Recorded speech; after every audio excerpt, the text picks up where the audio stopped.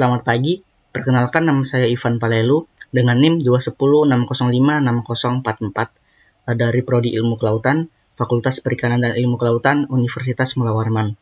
Pada kesempatan kali ini, saya akan sedikit memberikan tutorial tentang bagaimana menganalisis pohon paleogenetik dengan bantuan software Mega 11. Adapun tujuan dari praktikum kali ini yaitu menghitung jarak genetik antar spesies, membuat pohon filogenetik menggunakan metode neckbore joining, minimum evolution, maksimum parsimony, atau UPIGMA.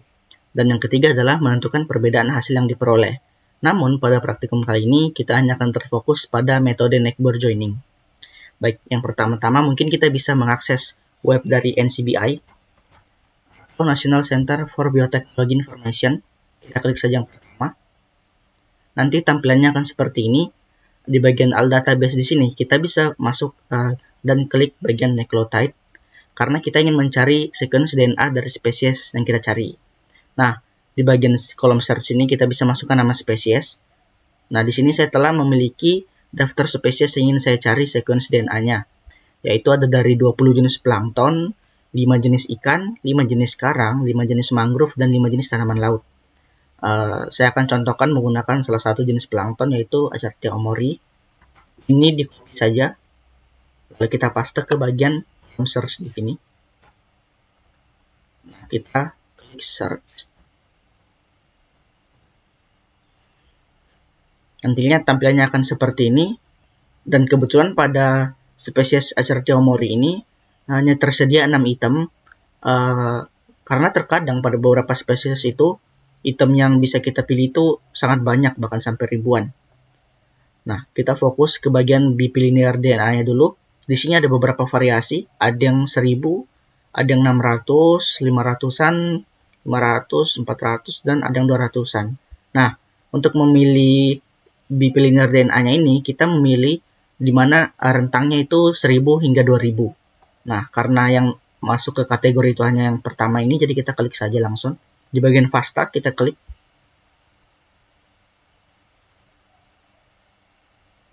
Kita tunggu beberapa saat.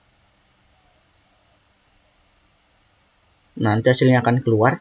Kenapa tadi kita memilih sequence DNA dari rentang 1000 hingga 2000? Karena kalau di atas itu, panjang dari sequence DNA yang saya blok ini, itu akan sangat panjang. Bahkan kita akan scroll beberapa kali untuk mencapai akhirnya. Jadi untuk mempermudah analisis kita nanti, kita menggunakan dari rentang 1000 hingga 2000 saja. Ini kita bisa langsung copy. Lalu kita masuk ke note.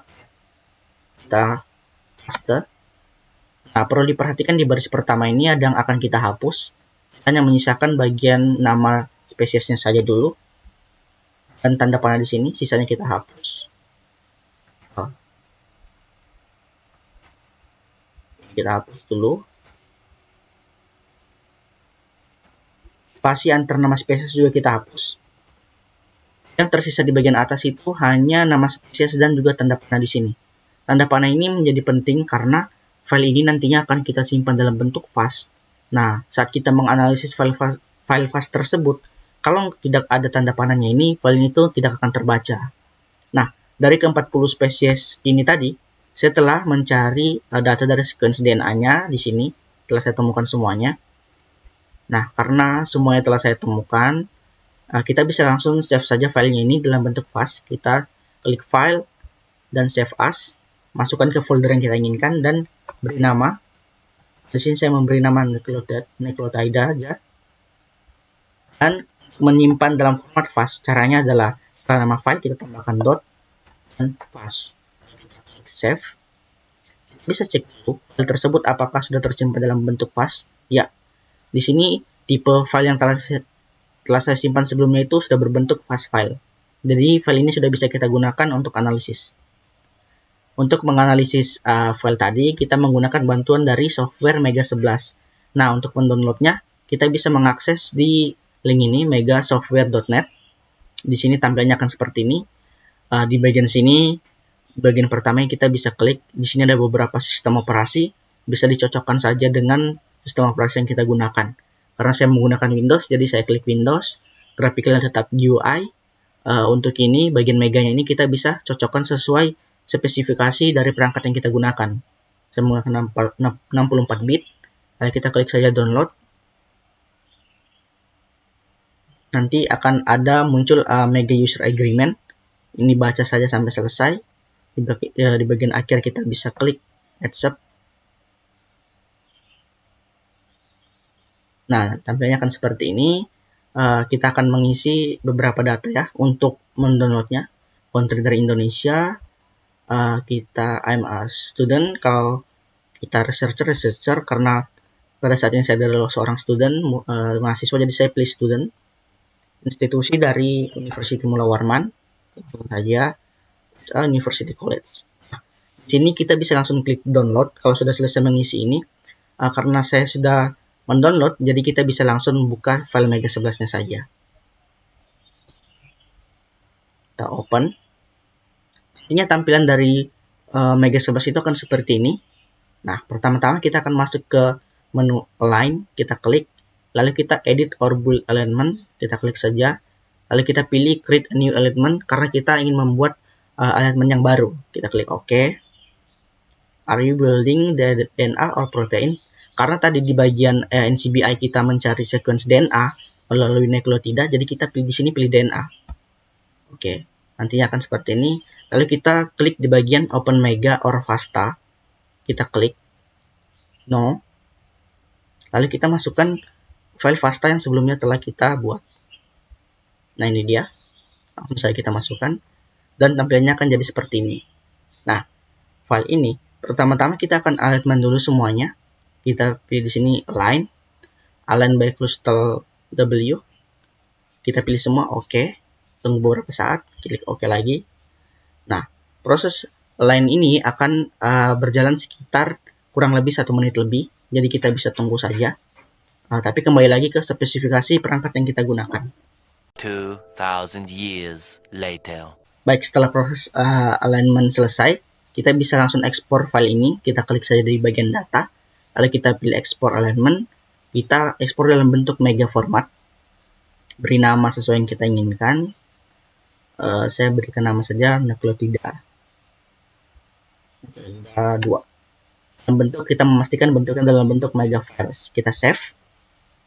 Judulnya beri saja sesuai yang teman-teman inginkan. Kali ini saya memberikan nama praktikum data.